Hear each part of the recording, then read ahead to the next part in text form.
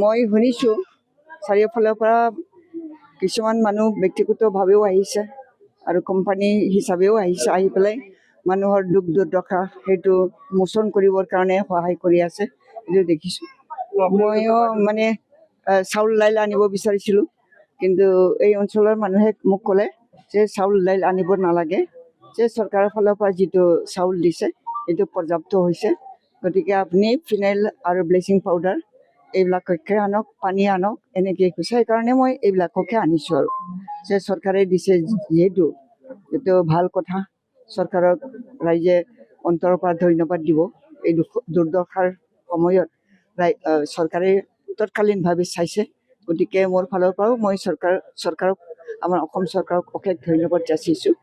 আৰু এনেকেই যাতে ভৱিষ্যতেও এনেকুৱা ধৰণৰ পাব্লিক ৰাইজৰ দুখ দুৰ্দশা যদি দেখা যায়, তেতিয়াহ'লে চৰকাৰে তৎকালীনভাৱে সদায় কাম কৰি যাব বুলি মই আশা ৰাখিছোঁ। কোন কোন জেগাত গৈছিলে? মইতো গ'লোঁ সোণাৰী গ'লোঁ, তাৰপিছত কি আছিলে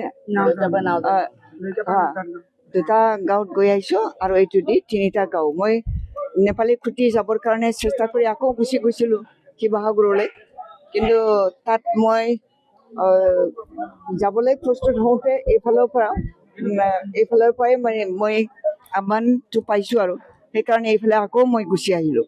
নেপালী খুটিটো যাবলৈ হ'লে আৰু দেৰি লাগিব বুলি, সেইকাৰণে মই নেপালী খুটি আজি যোৱাটো বাদ দিলোঁ। আৰু আকৌ মই চেষ্টা কৰিম কাইলৈ, মই যদি কাইলৈ থাকি যাওঁ তেতিয়াহ'লে মই কাইলৈ নেপালী খুটি যাবৰ কাৰণে চেষ্টা কৰিম, এইটো ভাবিছোঁ।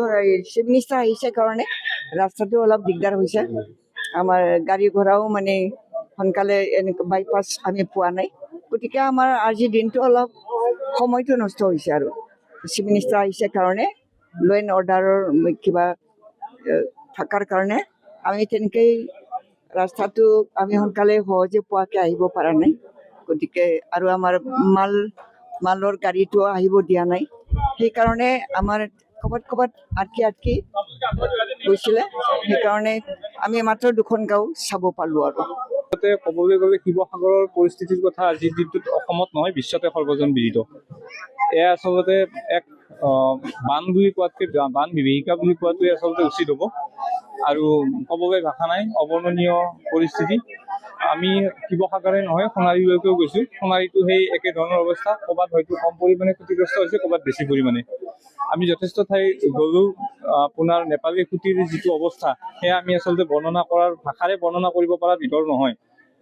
গতিকে আমি চালোঁ, লগতে আমি বানত বিধ্বস্ত হোৱা মানুহকতো আচলতে সহায় কৰা বুলি কোৱাতকৈ জীয়াই থকাৰ কাৰণে যি পাৰোঁ অকণমান, আৰু বানৰ পিছত বৰ্তমান যিটো পৰিস্থিতিৰ সৃষ্টি হ'ব ধৰিছে, যে ধৰক দুৰ্গন্ধময় পৰিৱেশ, বেমাৰৰ প্ৰভাৱ যিধৰণে বিয়পিব ধৰিছে, তাৰ কাৰণে আমি বিশেষভাৱে খাদ্য বস্তুতকৈও বেছি জোৰ দিছোঁ। ফেনাইল, তাৰপিছত ব্লিচিং পাউডাৰ, আৰু পানী নিষ্কাশনৰ যিটো খোৱা পানী নিষ্কাশনৰ কাৰণে যিটো মানে বস্তু দৰকাৰ হয়, সেই ধৰণৰ বস্তু বিতৰণৰ কাৰণে আমি চেষ্টা কৰিছোঁ। আমি যথেষ্ট পৰা নাই, আচলতে যৎকিঞ্চিত যিমানখিনি পাৰোঁ। তাৰ লগতে আমি কিছু প্ৰতিবন্ধী ভাই ভনীক সহায় কৰাৰ কাৰণে তেখেতক 2-এখন কাপোৰো আমি বিতৰণৰ চেষ্টা কৰিছোঁ, কাৰণ তেখেতৰ গাত অলপ আগতে মই লগ পাই আছোঁ তেখেতৰ গাত কাপোৰ নাছিলে আচলতে। গতিকে মই যিহেতু প্ৰতিবন্ধী ব্যক্তিসকলক প্ৰতিনিধিত্ব কৰোঁ, আৰু পূৰ্বে আমাৰ মন্ত্ৰী আছিলে এগৰাকী প্ৰমীলাৰাণী ব্ৰহ্ম বাইদেউৰ লগতে একেলগে আমি দুইজনে আহিছিলোঁ, গতিকে আমি যিমানখিনি পাৰোঁ আমাৰ ফালৰ পৰা চেষ্টা কৰিছোঁ। আৰু অনাগত দিনত কথা দিছোঁ যে খুব কম দিনৰ ভিতৰত আমি আৰু কিছু সাহায্য বুলি কোৱাতকৈ আচলতে যি পাৰোঁ আমাৰ ফালৰ পৰা কিঞ্চিত চেষ্টা কৰিম। মই ইতিমধ্যে পশ্চিমবংগৰ এগৰাকী বিষয়াৰ লগত, মন্ত্ৰীৰ লগত কথা পাতি, তেওঁ অনতিপলমে হয়তো 2-3 দিনৰ ভিতৰত তেখেতসকলে ইয়াত আহিব।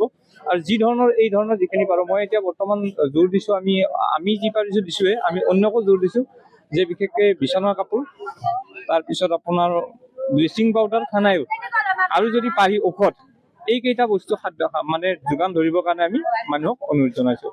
যিকোনো খবৰৰ বাবে যোগাযোগ কৰক 9181 307 221 আমাৰ এই নম্বৰত।